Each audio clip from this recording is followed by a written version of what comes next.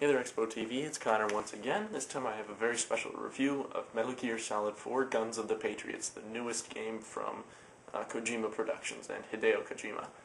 It is Hideo Kojima's final game in the Metal Gear Solid series, at least if you're going to believe him. He said the same thing about Metal Gear Solid 3, and thankfully when he said that it wasn't true, because this is the greatest game of the series by far, and one of the greatest games of all time.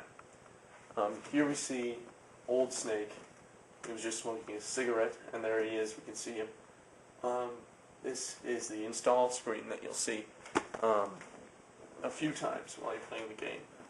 Both the first time you boot up the game, it's around a 12-minute install, and then every time you switch acts, there are 5 different acts, it has to install.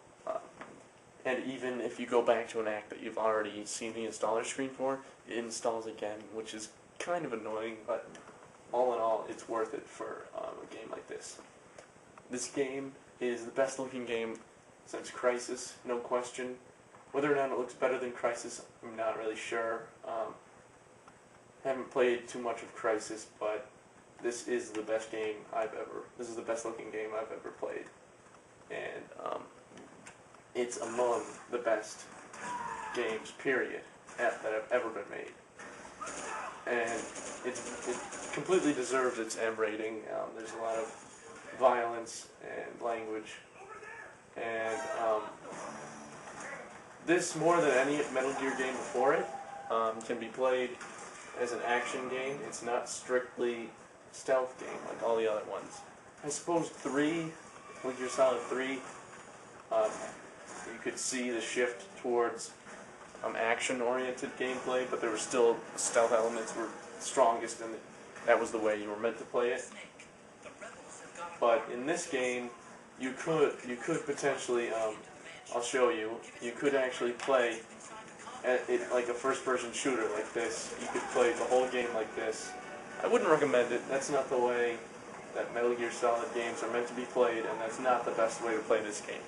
This is probably this is easily the best game on PlayStation 3, better than games like Heavenly Sword and Uncharted, by far, and it's easily the game of the year as far as I'm concerned. I've played Grand Theft Auto 4, which in my opinion really does not deserve the perfect scores it's been getting. That game is a really great game, but all in all, it doesn't make the impact that a 10 really should. A game like Ocarina of Time or a Metal Gear Solid 4, which completely deserves its 10. This game is, in every sense of the word, masterful, and just an amazing, epic game that you should not miss. I had to actually spend $500 in order to play this game, and I was worried I was going to really regret it after I had beaten the game. But even now, after having beaten the game, I beat it actually on the day it came out. Sat down and played for 16 hours straight and completed the game.